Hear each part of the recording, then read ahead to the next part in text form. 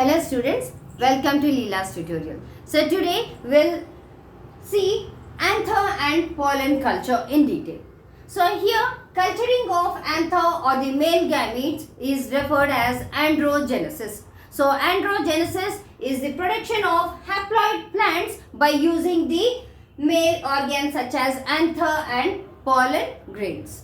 So let us see in detail. This androgenesis is differentiated into two types, that is direct androgenesis and indirect androgenesis.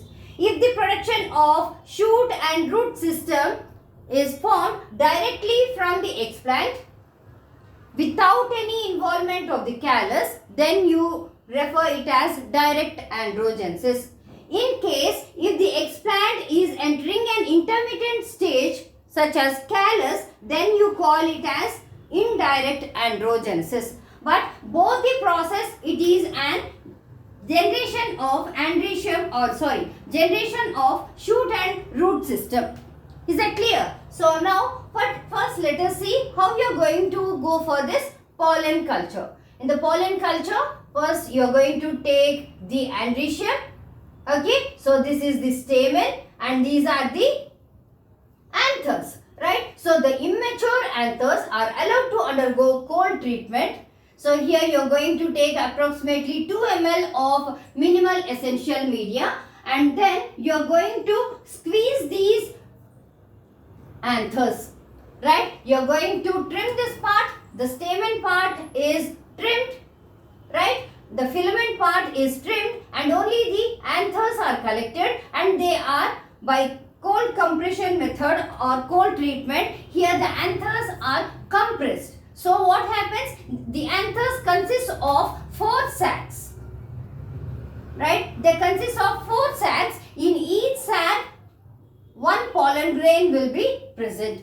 Okay, here I have shown you 2, right? So these immature pollen grains are then transferred to the media and there they develop into microspores, right? So now these microspores or the mature pollen grains are ready for the inoculation. So when you inoculate them in the media, they divide to form a multinucleated pollen.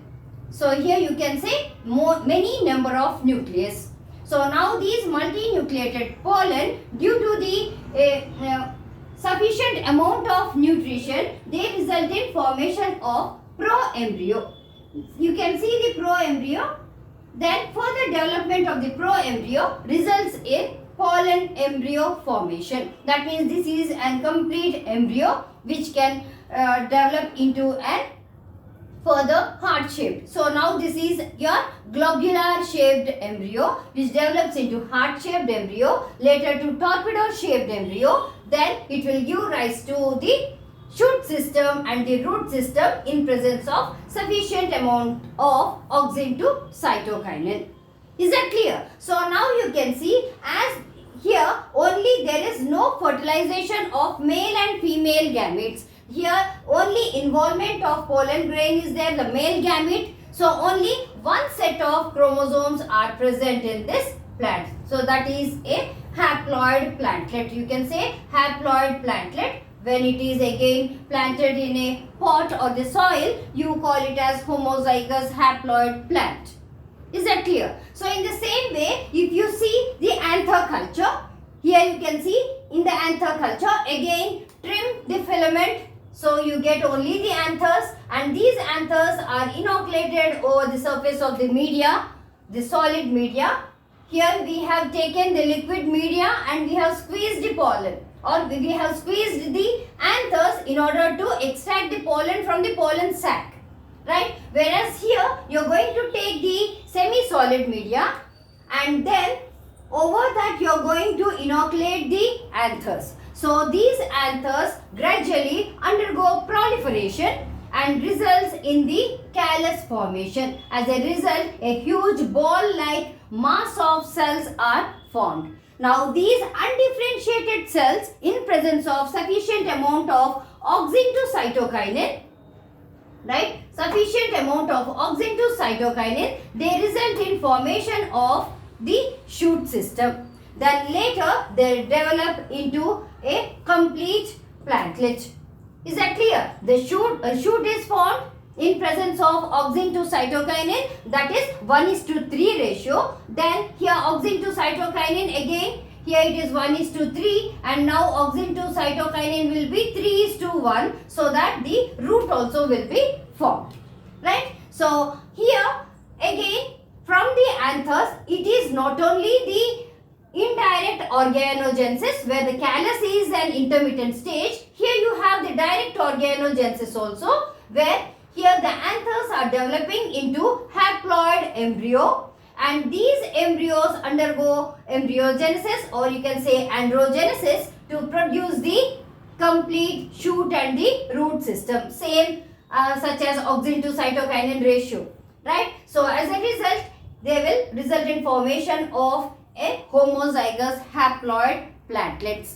Is that clear? So though it is, see, both anther and pollen are the obtained from the andrecium, that is the male part of the flag, right? And these male part, they are not fusing with any other female gamete. Only the male gamete is undergoing organogenesis. That means organogenesis means formation of organs of the plant, that is shoot system and the root system. But here only one set of chromosomes are present in the pollen. Right? In case of diploid plant, it consists of 2n. But in case of gametes, they consist of only haploid number of chromosomes, that is only 1n number or one set of chromosomes are present. So as these gametes consist of only one set of chromosomes, in all three ways or all three techniques, they result in formation of haploid plants, which have inherited the characters only from the male andrecium. Is that clear? So now these homozygous haploid plants are again transferred to the soil. Okay, before that there will be greenhouse effect, right? So here, they are transferred to the greenhouse, so where they will be nourished with a sufficient amount of humidity, soil, manure, everything, right? So here after that they are, after hardening process, again it is the acclimatization process. After that they are transferred to the soil. Okay, in such way you are going to produce these haploid plants. Coming to the application, you can see here the recombination in higher plants can be studied. Okay, so by recombining any two different plant varieties, what are the desired characters may be obtained? What are getting inherited due to the male parent? What are inherited due to the female parent? When you have the haploid plant, in the next generation, you can observe the characters which are inherited by only the male parent, but not the female, and vice versa. Right? In the same way, you can study the induced mutations. Right? So here the mutations which are present only in the andrecium can be studied. Okay, or mutations which are present only due to the pollen grains. Okay, so like that you are going to study the plant breeding also. So plant breeding, how you are going to study? By producing the aneuploids. Okay, so here in aneuploids it is either plus or minus 1, right? So that means either increase or decrease of set of chromosomes. Such as you can study about the nullisomes where there is no chromosomes. Otherwise you can go for the trisomal condition, tetrasomal condition, right? So here you can go for those studies. And also these are involved in crop improvement, and how the crop improvement can be done by your genetic engineering and molecular biology techniques. Okay, so all these techniques here, either it can be your direct androgenesis or indirect androgenesis. You are going to produce a homozygous haploid plantlet by using only the male anther or the pollen grains, right? So the male gametes are used in order to produce your haploid plants. If you have any doubts, put it in comments and subscribe for further videos.